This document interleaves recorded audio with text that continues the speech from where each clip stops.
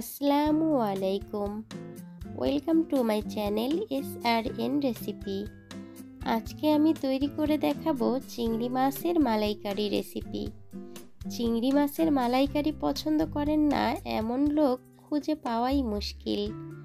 আর যদি হয় এরকম একটি সুস্বাদু মজাদার চিংড়ি মাছের মালাইকারি, তাহলে তো সবাই চেটেপুটেই খেয়ে নেবে।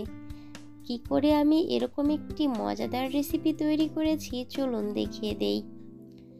এই রেসিপির জন্য আমি নিয়েছি হাফ কেজি পরিমাণ গলদা চিংড়ি। চিংড়িগুলোকে আমি খুব সুন্দরভাবে কেটে ধুয়ে পরিষ্কার করে নিয়েছি।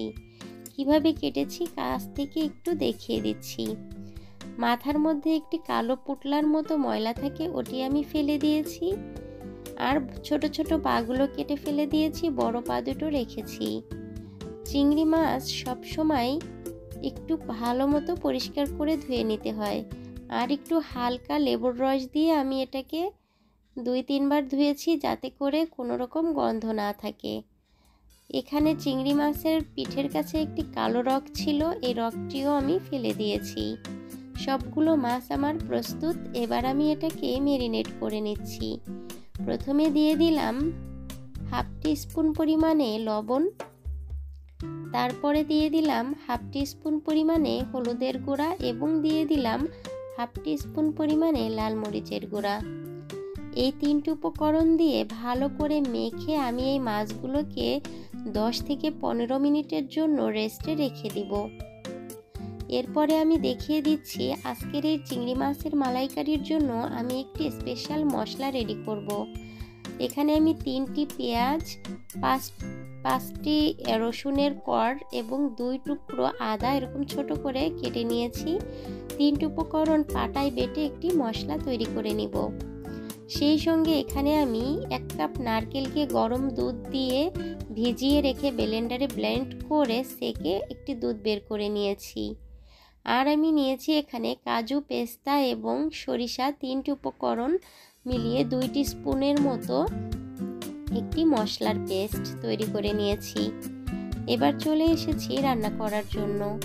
চুলায় একটি প্যান বসিয়ে প্যানটাকে গরম করে নিয়েছি। আর প্যানে আমি দিয়ে দিচ্ছি এখানে 1 স্পুন পরিমাণে সরিষার তেল। আর সরিষার তেলের মধ্যে আমি প্রথমে মাছগুলোকে একটু ভেজে নিব। এখানে আমি 1-2 মিনিট করে 2 পিঠ ভেজে নিব। এখানে 2 মিনিটের বেশি ভাজার দরকার নেই। মাছগুলো বেশি ভাজলে শক্ত হয়ে যাবে, খেতে ভালো লাগবে না। অবশ্যই 2 মিনিটের মতো করে ভেজে নেবেন, বেশি ভাজার দরকার নেই। সবগুলো মাছকে আমি সুন্দর করে ভেজে তুলে নিব। সুন্দর একটা কালার চলে এসেছে। এখন আমি সবগুলো মাছ একটি সার্ভিং বলে তুলে নিচ্ছি। সবগুলো মাছ আমি এভাবে সার্ভিং বলে রেখে দিলাম। এবার আমি চলে যাচ্ছি রান্নায়। এখানে আমি চুলায় আরেকটি প্যান বসিয়ে দিয়েছি। আর প্যানটাকে আমি একটু গরম করে দিয়ে দিচ্ছি 2 টেবিল চামচ পরিমাণে তেল। আজকে আমি পুরো রান্নাটাই সরিষার তেল দিয়ে করব, তাই আমি এখানে সরিষার তেলটাই ব্যবহার করছি। তেলটা যখন একটু গরম হয়ে গিয়েছে আমি কিছু গোটা মশলা ব্যবহার করব। দিয়ে দিলাম 3টি ছোট এলাচ, মুখটা একটু ফাটিয়ে দিয়েছি ঘ্রাণের জন্য। আর দিলাম 3 টুকরো দারচিনি এবং 3টা তেজপাতা একটু ছিঁড়ে দিয়েছি। এরপরে আমি কিছু সাজিরা দিলাম সুন্দর একটা ঘ্রাণের জন্য। এরপরে গোটা মশলাগুলোকে একটু হালকা আঁচে ভেজে নিয়েছি। এখানে অবশ্যই হালকা আঁচে ভাজবেন যাতে পুড়ে না যায়। 1 থেকে 2 মিনিট ভেজে নিয়েছি, জাস্ট সুন্দর একটা ঘ্রাণ বের হয়ে এসেছে। এখন আমি যে স্পেশাল মশলাটা রেডি করে রেখেছিলাম আদা, রসুন, পেঁয়াজ দিয়ে ওই মশলাটা দিয়ে দিলাম। মশলাটা দেওয়ার পরে অনবরত নেড়ে চেড়ে আমি এটাকে ভালো করে কষিয়ে ভেজে নিব।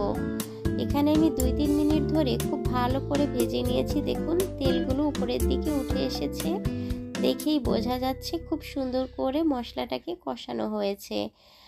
এই পর্যায়ে আমি চুলার আঁচটি মিডিয়াম টু লো এর মধ্যে রেখেছি। এখন এক এক করে গুঁড়ো মশলা দিয়ে দিচ্ছি। প্রথমে দিয়ে দিলাম হাফ টিস্পুন পরিমাণে হলুদের গুঁড়া, তারপরে দিয়ে দিলাম 1 টিস্পুন পরিমাণে লাল মরিচের গুঁড়া। 2টো গুঁড়ো মশলা দিয়ে আবারও ভালো করে আমি মশলাটার সঙ্গে মিলিয়ে ভালো করে কষিয়ে নিয়েছি। সুন্দরভাবে কষানো হয়েছে, কালারটাও চেঞ্জ হয়ে এসেছে, দেখেই বুঝতে পাচ্ছেন। এই পর্যায়ে আমি সামান্য একটু পানি ব্যবহার করেছি যাতে মশলাটা পুড়ে না যায়, তাই আবারও ভালো করে আমি একটু কষিয়ে নিয়েছি। কষাতে কষাতে মশলার কালারটা এরকম লাল হয়ে এসেছে। এখন আমি দিয়ে দিলাম এখানে নারকেলের দুধ। পুরো নারকেলের দুধটা আমি একবারে দেইনি, এখানে আমি দুইবারে দিব। প্রথমে একবার দিয়েছি, মশলাটাকে একটু কষিয়ে নিচ্ছি। যখন দেখবো দুধটা টেনে গিয়েছে তখন আবার আরেকবার বাকি দুধটা দিয়ে দিলাম, আবারও ভালো করে কষিয়ে নিলাম। এখানে দুইবার আমি দিয়েছি যাতে করে মশলাটা খুব ভালোভাবে কষানো হয়। কষাতে কষাতে তেলগুলো একদম উপরের দিকে উঠে এসেছে, দেখুন, দেখেই বুঝতে পারছেন। সুন্দর একটা কালারও চলে এসেছে। এখন আমি দিয়ে দিব বাদাম এবং সরিষা দিয়ে যে পেস্টটা রেডি করেছিলাম সেই পেস্ট। মশলার এই পেস্টটা দিয়ে আবারও ভালো করে কষিয়ে নিব। এখানেও 1-2 মিনিটের মতো খুব ভালো করে কষাতে হবে। একটু ভালো করে কষানোর পরে দেখুন তেলগুলো উপরের দিকে দেখা যাচ্ছে, সুন্দর একটা ঘ্রাণও বের হয়ে এসেছে এই পর্যায়ে। তো আমার মশলাটা একদম প্রপারলি কষানো কমপ্লিট। এখন আমি একটি একটি করে ভেজে রাখা মাছগুলো দিয়ে দিব। সবগুলো মাছ আমি দিয়ে দিলাম। এরপরে হালকা হাতে নেড়ে চেড়ে গ্রেভির সঙ্গে মাছটাকে মিলিয়ে নিচ্ছি। এখানে আমি 2-3 মিনিট ধরে গ্রেভির মধ্যে মাছগুলোকে একটু কষিয়ে কষিয়ে নিয়েছিলাম।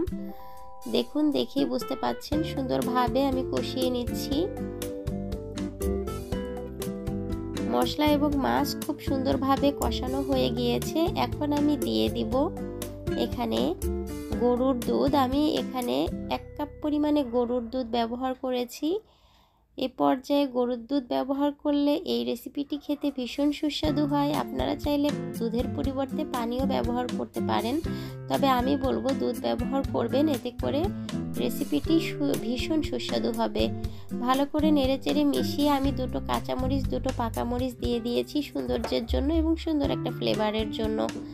আর দিয়ে দিলাম এখানে আমি 1 টিস্পুন পরিমাণে গরম মশলার গুঁড়া, আর দিয়ে দিব 1 টিস্পুন পরিমাণে আমি ঘি।